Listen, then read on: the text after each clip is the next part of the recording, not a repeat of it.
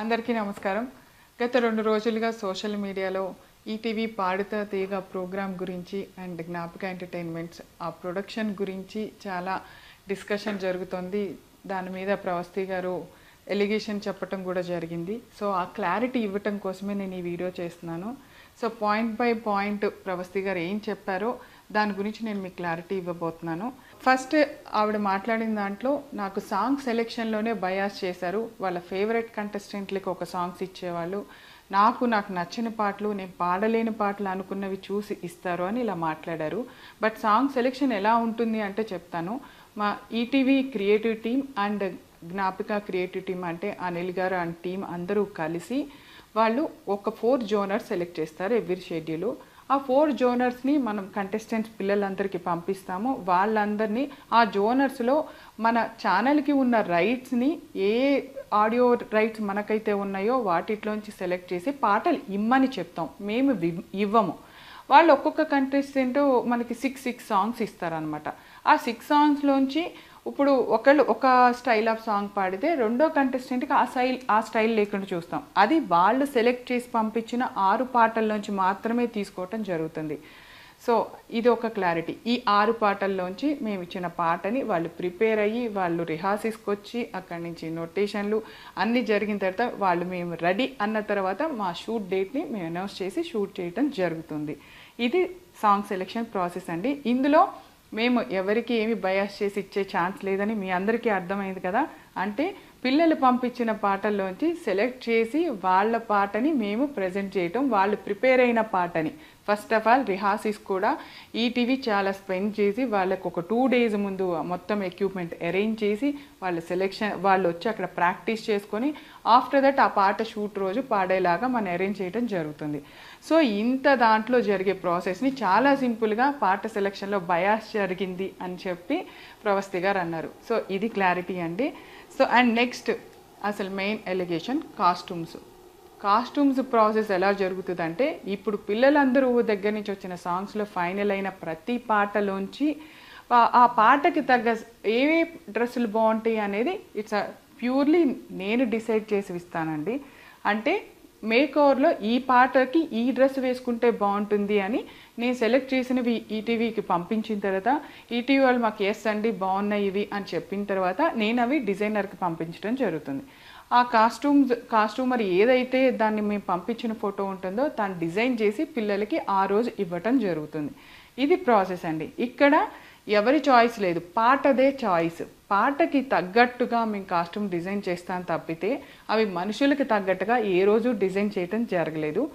మీరు ఒక్కళ్ళే ప్రవస్తి గారు ఇది చెప్పింది. అండ్ ఇంకొక ఎలిగేషన్ కూడా చేశారు మీరు కాస్ట్యూమ్స్ పాయింట్లోనే. నన్ను కాస్ట్యూమర్ మీ బాడీకి ఏ డ్రెస్ సరిపోదు అని అన్నారు అని. నిజంగా అది తప్పు, అది చాలా తప్పు మాట. ఎవరు బాడీ గురించి మాట్లాడాల్సిన అవసరం లేదు. అది ఎవరి దేవుడిచ్చింది, ఎవరు కాదనలేము. దానికి మనం ఒకళ్ళు కామెంట్ చేశారని మనం ఊరికే ఉండక్కర్లా, మీరు చెప్పచ్చు అందరికీ. కానీ మీరు ఇది ఎక్కడ చెప్పాలి? మీరు షూటింగ్ జరుగుతున్నప్పుడు సెట్లో అక్కడ నాకు కానీ షో డైరెక్టర్ అనిల్ గారికి కానీ అండ్ అక్కడ ఉన్న ఈటీవీ ప్రొడక్షన్ మేనేజర్కి కానీ మీరు చెప్పాలి. బాధ్యతగా ఉంటే, మీరు బాధపడి ఉంటే ఆ విషయంలో మీరు ఆ రోజు చెప్పకుండా ఈరోజు ఆఫ్టర్ ఎలిమినేషన్ వచ్చి నా బాడీ షేవింగ్ చేశారు, నన్ను ఈ డ్రెస్సులు వేసుకోమన్నారు, నన్ను ఇలాగే ఉండమన్నారు అని చెప్పారు.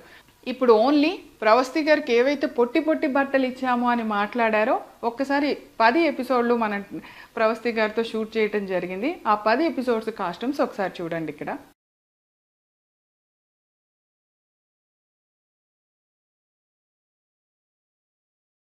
ఇందాక నేను కాస్ట్యూమ్ సెలెక్షన్ దగ్గర ప్యూర్గా నేను అనే మాట ఎందుకు వాడానో తెలుసా? ఈటీవీ ఇంత చిన్న విషయంలో కూడా ఎంత కేర్ తీసుకుందో చెప్పటానికి.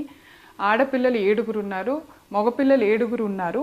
సో ఆడపిల్లల కాస్ట్యూమ్స్ విషయంలో జాగ్రత్తలు ఒక ఆడపిల్ల తీసుకుంటుందనే విషయాన్ని కూడా వాళ్ళు కన్సిడర్ చేసి ఈ బాధ్యత నాకు అప్పచెప్పటం జరిగింది. సో ఇలాంటి బాడీ షేమింగ్ మాటలు, ఇలాంటి డ్రెస్సు ఇలా వేసుకో అలా వేసుకో అని మాట్లాడటానికి యాజ్ ఏ ఒక ఆడపిల్లగా నాకు కూడా మనస్సాక్షి ఉంది. అలా ఎప్పుడూ నేను మాట్లాడలేదు ప్రవస్తి గారు. సో మీ మనస్సాక్షికి తెలుసు అనుకుంటున్నాను ఆ విషయము.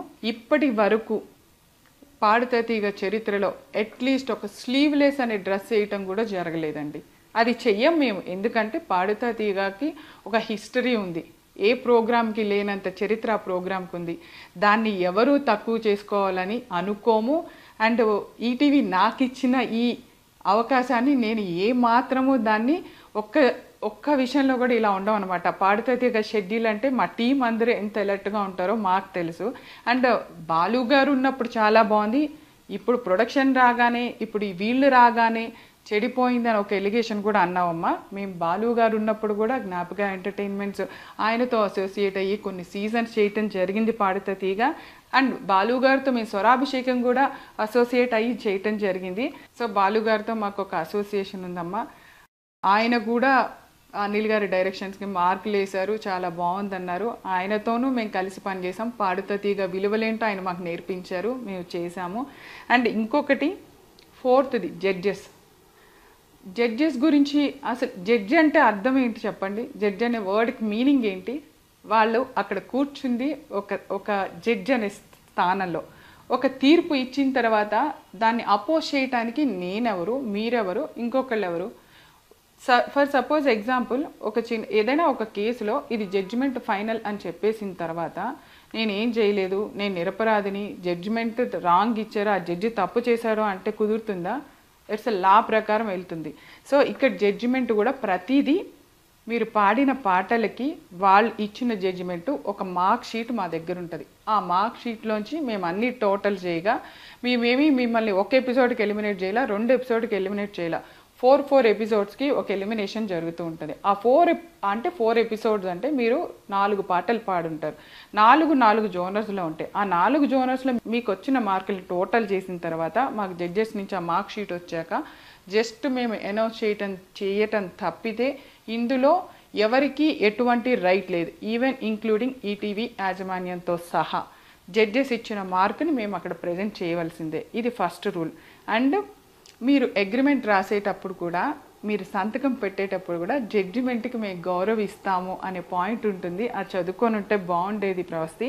మీకు అన్ని పాయింట్స్ మీరు అడిగిన, మీకు బాధగా అనిపించిన అన్ని పాయింట్స్ మీద బయట వాళ్ళకి అర్థం అవ్వాలి అని చెప్పి నేను క్లారిటీ ఇవ్వటం జరిగింది. సో మీకు ఎందుకో మీ ఆలోచనలో మీకు అవి తప్పులుగా అనిపించాయి.